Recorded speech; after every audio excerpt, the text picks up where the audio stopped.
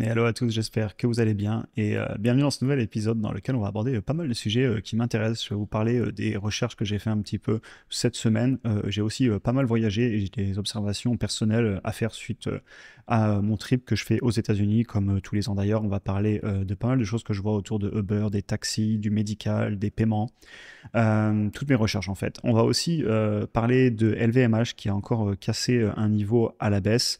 Et c'est un dossier qui commence à m'intéresser vu les prix. Je voulais vous en reparler rapidement. On parlera aussi un tout petit peu de Stellantis, savoir si ce sont des vidéos qui pourraient vous intéresser.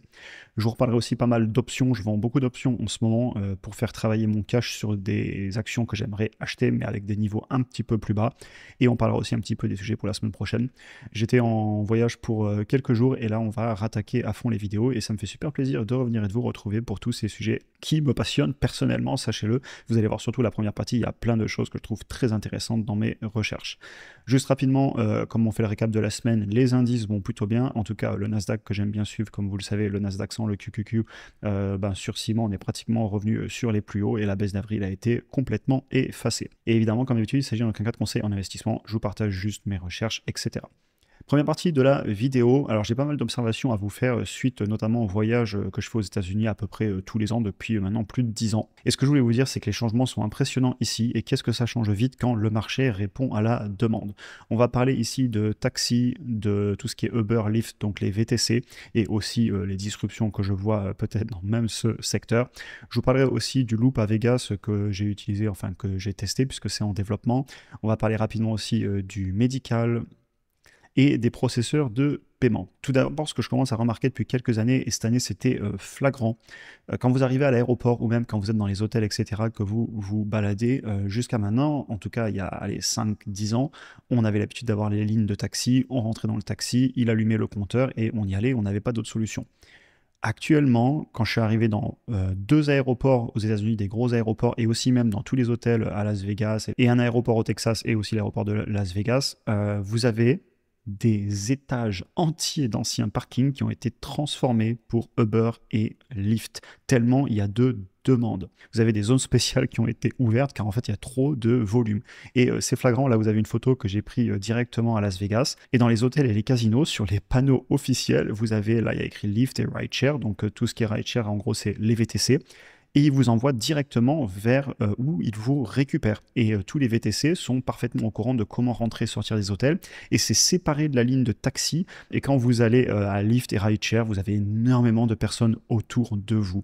Et évidemment, toujours quelques personnes utilisent les taxis parce que tout le monde n'est pas à l'aise avec les téléphones pour appeler les Rideshare. Cependant, il y a beaucoup moins de taxis. C'est assez impressionnant. Ce que je vous dis là, c'est une anecdote, même si en réalité, si vous allez faire un petit peu des recherches sur Internet, vous vous rendez compte que globalement, les taxis, ça se passe très mal. Et j'ai vraiment l'impression que l'ancien concept, où on doit attendre dans une file d'attente pour que le taxi vienne bien nous prendre et qu'il allume le compteur et qu'on ne sache pas combien on va payer d'abord, je pense que c'est sur la fin. Et la question que j'ai envie de me poser aussi, c'est est-ce que Uber serait pas les prochains? Je regardais cette étude que vous pourrez certainement retrouver en faisant des recherches sur Internet, et où il comparait Uber, Lyft et Waymo, qui appartient à Google, qui est une entreprise de trajet en taxi avec des voitures autonomes. Et je regardais notamment les sondages. Et c'est impressionnant en fait quand vous allez voir ce que les personnes disent sur, en gros, qu'est-ce qu'ils recherchent dans l'expérience de VTC, donc rideshare. En premier, c'est le prix. Ensuite, c'est ne pas attendre trop longtemps. Ensuite, c'est la sécurité. Ensuite, c'est que les personnes annulent les courses trop souvent. Et ce qui est impressionnant, c'est que quand vous regardez les courbes de prix, Waymo est encore un petit peu plus cher que Lyft et Uber, mais jusqu'à quand? Parce qu'il n'y a pas de chauffeur dans les Waymo et les technologies sont jeunes. L'autre point qui est intéressant, c'est qu'est-ce que vous préférez dans une Waymo, donc une voiture sans chauffeur? Utiliser la nouvelle technologie, 80%, donc là c'est les personnes qui veulent tester une nouvelle technologie, et ensuite 52% ne pas avoir à parler à un chauffeur. Et le dernier point que j'ai trouvé très intéressant, c'est à quel moment est-ce que vous considériez utiliser un Waymo, donc une voiture autonome sans chauffeur, airport, aéroport, et ça c'est aussi passionnant parce que justement les parkings d'aéroports, j'en avais parlé dans une autre vidéo il n'y a pas longtemps, deviennent de plus en plus chers et aujourd'hui très souvent c'est plus intéressant d'aller à l'aéroport aux États-Unis en Uber que de payer le parking, surtout si on part genre 2-3 semaines. Et ensuite, conduite la nuit, rien d'étonnant, Et d'ailleurs, je connais des personnes qui seraient tout à fait ravies d'avoir des véhicules autonomes sans chauffeur, parce que y a des personnes qui ont peur de prendre des voitures avec chauffeur la nuit, des taxis, etc., etc. L'étude est extrêmement intéressante, n'hésitez pas à aller regarder ça. Et je voulais aussi aller encore plus loin dans mon explication, comme je vous le disais aujourd'hui, c'est vraiment une vidéo dans laquelle je partage mes recherches, même si après on va parler de LVMH et tout. D'ailleurs, vous avez le sommaire en description, passer d'un chapitre à l'autre. Et donc la question que je voudrais me poser aussi aujourd'hui, c'est est-ce que les voitures à essence et non autonomes ne vont pas être disruptées par les voitures électriques et autonomes? J'ai mon avis là-dessus et je l'ai souvent partagé sur la chaîne. Et on va aller un petit peu plus loin. Est-ce que Waymo ne pourrait pas un jour disrupter Uber? Si ça fonctionne vraiment à grande échelle et qu'on n'a plus besoin de chauffeurs, ça va forcément à un moment faire réduire fortement les prix. Et on en commence à avoir des preuves de concept, notamment avec Waymo, qui dans 4 villes aux États-Unis, de souvenir la stat, ils font plus de 200 à 250 000 trajets par semaine. Et qu'est-ce qui se passe ensuite? Et là, on voit vraiment plus un petit peu dans le futur, mais j'aime bien souvent parler des transports en commun, etc. Et j'ai testé les tunnels qui sont en train d'être faits par The Boring Company à Las Vegas. Alors, c'est assez anecdotique, c'est en test. Cependant, ce que je voulais expliquer là-dedans, et si je veux mettre la vidéo en même temps, c'est par exemple, quand vous prenez un métro, un des gros bottlenecks du métro, donc un des gros points de ralentissement, c'est que le train doit s'arrêter à toutes les stations. Et pourquoi? Parce que tout le monde descend à des stations différentes. Maintenant, qu'est-ce qui se passe si, à la place de métro, on a des tunnels dans lesquels on a des petits véhicules autonomes qui prennent 1, 2, 3, 4 personnes, qui rentrent dans le tunnel les unes après les autres en accélérant dans la station, et vont directement 6, 7, 8 stations plus loin sans s'arrêter à toutes les stations? Je pense que dans les transports en commun, il peut se passer des choses. Alors là, on voit très long terme, mais ce que j'essaie d'expliquer ici, c'est que si on raisonne de façon fondamentale, avoir un train qui dans un tunnel s'arrête à toutes les stations, quand on a la technologie pour faire des petits véhicules autonomes qui peuvent tous passer dans le tunnel et ne s'arrêter qu'à une station, ça pourrait faire du sens dans le futur. Je voulais un petit peu ouvrir ce débat parce que je trouvais ça extrêmement intéressant. Et des secteurs en changement, on en a beaucoup. Vous avez les taxis qui clairement sont en train de souffrir énormément à cause des VTC. Les VTC vont peut-être souffrir un jour à cause des voitures autonomes. Waymo y travaille intensément et c'est pas les seuls. Vous avez aussi tout ce qui est système d'assurance et le médical, j'en ai souvent parlé et je vais vous donner 2 exemples que j'ai, ce sont des exemples personnels. Quand j'étais à Shanghai à l'époque, j'ai pu comparer le système de santé public contre le système de santé privé et ça n'avait rien, mais alors rien à voir. Et pareil aux États-Unis, j'ai été confronté à ça aussi. Et la rapidité de prise en charge n'a rien à voir. Et on va pas débattre ici des systèmes de santé, etc. Peut-être un jour dans une autre vidéo, et j'en ai déjà souvent parlé avec des entreprises comme IMSS, etc. Et évidemment, le débat va très très loin avec les assurances, est-ce qu'on rembourse, est-ce qu'on rembourse pas, est-ce que c'est privé, public, c'est pas forcément des débats que je veux amener dans cette vidéo. Ce qui m'intéresse dans cette vidéo, c'est que quand vous avez de la demande et que le secteur privé s'en occupe, et ben le secteur privé, très souvent, prend des parts de marché. La preuve, encore une fois, je pense qu'on a été souvent nombreux à ne pas forcément apprécier prendre un taxi pour plein de raisons, notamment le fait qu'on ne sait pas combien on va payer, que c'est pas facile à trouver, qu'ils n'ont pas une application sur le téléphone et que vous avez donc des entreprises qui ont créé des applications avec des gros effets de réseau et ces applications, via l'innovation, eh bien, ont pris des parts de marché au taxi. Et la protection, le moat, les douves en français, donc le fait qu'on puisse difficilement se faire disrupter pour Uber, oui, Uber a un très très très très fort effet de réseau, mais jusqu'à quand? Parce qu'il y a un moment, si vous avez une nouvelle technologie qui vous fait s'écrouler le prix par miles ou le prix par kilomètre, le moat n'y tiendra pas. Enfin bref, ce sont énormément de sujets passionnants. Dernier point que je voulais mentionner, c'est Visa et Mastercard qui l'ont très très bien compris. Eux, ils ont pris le dessus sur le cash. Le consommateur, il va vers le produit qui répond le plus à son besoin. Et même si on utilise toujours le cash, et le cash a plein d'avantages, croyez-moi, j'en suis persuadé aussi, il n'empêche que l'offre et la demande sont là et que le marché donne raison à Visa et Mastercard. Et eux-mêmes sont très prudents, notamment à cause des stablecoins, de tout ce qui se passe sur les blockchains, et ils ont annoncé qu'ils faisaient très attention à ça et qu'ils y travaillaient parce que Visa et Mastercard se rendent bien compte qu'il y a des nouvelles technologies qui peuvent arriver et on ne sait pas, c'est spéculé tout ça, mais la réalité c'est que quand même Visa et Mastercard disent qu'ils font gaffe à ça, c'est qu'ils voient bien venir des technologies qui pourraient un jour leur prendre des parts de marché. Et pareil, quand on discute dans les Uber avec des personnes qui conduisent, qui sont souvent des personnes de ma génération, voire celles d'après, des personnes assez jeunes, et ben ça parle beaucoup de crypto-actifs. Vous avez beaucoup de publicité aussi quand vous voyagez avec les cartes de crédit qui, au lieu de vous donner du cashback en dollars, vont vous donner du cashback en bitcoin.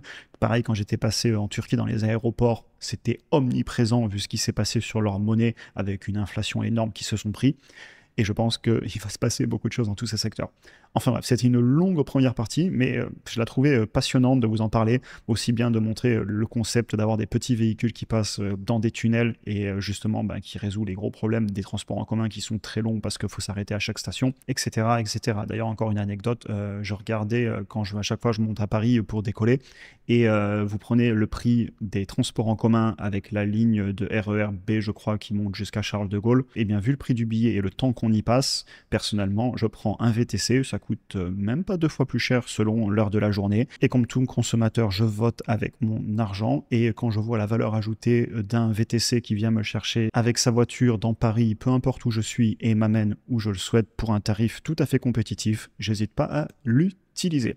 Deuxième partie de la vidéo, cette première partie aura été longue, dites-moi. Alors je pense qu'on va reparler bientôt de LVMH. J'ai déjà fait des vidéos assez souvent sur la chaîne, vous voyez qu'elle remonte à il y a quand même pas mal de temps. Et pendant un bon moment, j'étais pas vraiment prêt à acheter le titre, je le trouvais trop cher, et vous avez les vidéos qui le montrent sur la chaîne, dans lesquelles je vous partage mon analyse, etc.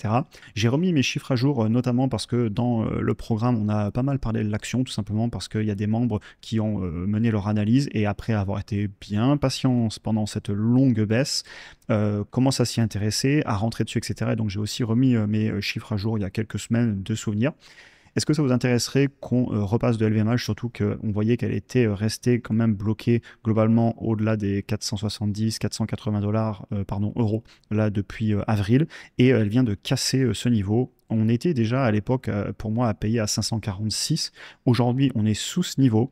Et à voir, est-ce qu'une nouvelle vidéo d'analyse vous intéresserait? Et même pour moi, pour avoir une nouvelle action française en portefeuille, ça pourrait être intéressant. Elle fait partie des actions françaises qui vraiment m'intéressent. J'ai parlé de quelques autres titres que je trouve quand même vraiment de qualité en France.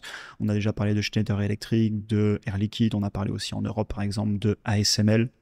Aussi de nouveau, des belles entreprises. Et à voir si une nouvelle vidéo sur LVMH vous intéresserait suite à encore cette baisse qu'on a eue. Là, on avait encore baissé, vous voyez, on a fait un nouveau point bas depuis plusieurs années sur LVMH. Et ce qui est impressionnant, c'est qu'on est en train de revenir sur les niveaux, je crois, de 2019, quand j'avais acheté l'entreprise à mes tout débuts, sans vraiment faire des analyses à l'époque. Et j'avais revendu un mois et demi plus tard parce que j'étais pas trop conscient. J'avais juste acheté LVMH en fait parce que c'était LVMH. Ouais, je me souviens, c'était ici août-septembre 2019 au niveau des 340, 380 de souvenirs. Je pourrais retrouver les vieux documents PDF d'ordre d'achat de mes tout premiers achats en 2018-2019 en bourse. Enfin bref, il s'en est passé des années. Le titre avait explosé à autour des 900 euros et aujourd'hui on revient sur des valorisations qui honnêtement commencent à m'intéresser. On avait refait des analyses dans le programme, j'ai mes chiffres à jour et dites-moi si une vidéo vous intéresserait.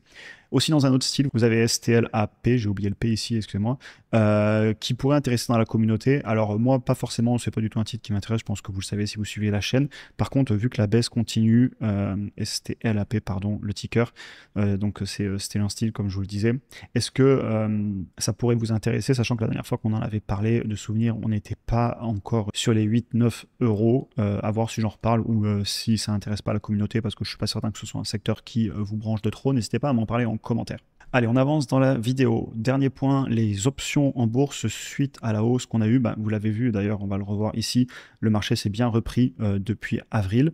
Personnellement, j'avais vraiment pas mal acheté en avril parce qu'à un moment, il y avait beaucoup de titres que je trouvais très pertinents. Rappelez-vous ce qui s'est passé sur Nvidia, sur Amazon, et c'est d'ailleurs allé tellement vite que j'ai pas pu acheter tous les dossiers que je voulais, mais j'ai quand même pu rentrer sur pas mal de boîtes à l'époque. Ensuite, on a eu en mai la hausse qui est clairement repartie, et c'est du coup à partir de mi-mai que j'ai pas mal repris les options. J'avais pas mal travaillé avec les options juste avant d'acheter de l'immobilier, parce que j'avais beaucoup de cash de côté pour mon dossier immobilier il y a un an et demi maintenant. Ensuite, le cash, je l'avais clairement pas mal investi parce qu'on avait eu la baisse, rappelez-vous, de début 2024. Et là, je suis à nouveau avec pas mal de cash en ce moment. Et vu qu'il y a des dossiers qui m'intéressent, mais pas au prix actuel, je vends beaucoup d'options de vente sur ce que je veux acheter. Et si ça venait à baisser, pas de souci, je serais prêt à acheter. Un exemple parmi d'autres, sachant que j'ai pas mal de lignes sur lesquelles je fais ça, mais vous avez notamment IMSS. Alors là, vous avez des puts que j'avais vendus, par exemple, avec des expirations le 13 juin, et on a expiré out of the money, donc 100% de la prime était pour moi, avec 142,22 $ ici, 164,94 $. J'accumule pas mal de primes là, depuis globalement un bon mois, vers la mi-mai j'ai repris, et vous voyez que je suis à 1833 $ de prime. Pour l'instant, je me suis fait assigner sur aucune ligne. J'ai racheté quelques contrats où je les ai fait rouler. Mais voilà, je continue à faire ça parce que par exemple, j'aurais aucun problème à venir acheter du IMSS. Alors même si ça ferait hélas exploser mon prix de revient unitaire, ce n'est pas grave. Le prix de revient unitaire, c'est pas quelque chose qui m'intéresse de trop, c'est de l'ego. Je préfère largement avoir une grosse position sur des entreprises que je veux conserver et d'après mon analyse qui sont à des prix intéressants plutôt que de garder un prix de revient unitaire super bas là sous les 8 dollars quand on est à 55 dollars. Tant pis, ça fera exploser mon prix de revient unitaire, mais ça m'importe assez peu. Je privilégie la taille de la ligne bien plus que le prix de revient unitaire pour flatter mon ego. Et donc je continue à vendre pas mal d'options et je fais aussi bien évidemment des achats. Pour finir la vidéo, est-ce que dans la semaine vous seriez intéressé par des sujets comme je vous le disais, peut-être LVMH, peut-être Stellantis, ou alors non, les actions françaises, ça vous intéresse peut-être pas forcément, sachant qu'en plus on a déjà fait des vidéos dessus il y a quelques mois sur la chaîne, notamment LVMH. Est-ce que aussi vous voudriez qu'on parle un petit peu de la volatilité qui est en train de revenir? Alors là maintenant c'est la peur autour du prix du pétrole parce que il y a des tensions géopolitiques, vous l'avez certainement vu passer dans les médias. Il y a 2-3 semaines c'était les taxes douanières, il y avait un changement de paradigme en avril, etc. Les marchés sont revenus au plus haut. Et dans 2-3 semaines, qu'est-ce que ça va être? Le plafond aux États-Unis qui doit être voté peut-être au Sénat qui va apporter des peurs dans quelques semaines. Et au final, vous savez que cette volatilité, c'est important parce que par exemple, le prix du pétrole peut avoir des gros impacts sur certaines entreprises. Mais dans l'ensemble, j'aime bien rappeler souvent la vision que j'ai un petit peu plus long terme que les peurs court terme qui m'intéressent moins. Et est-ce que typiquement c'est une vidéo qui vous intéresserait ou plus faire des analyses d'actions, etc. N'hésitez pas à m'en parler en commentaire. Et pour ceux qui veulent rejoindre le programme Premier en description pour avoir accès à toute la formation, à mes achats et mes ventes, les vidéos exclusives que je fais chaque semaine, etc. Et un grand merci pour votre soutien depuis les débuts. Je vous souhaite une excellente journée et à très bientôt pour un prochain épisode.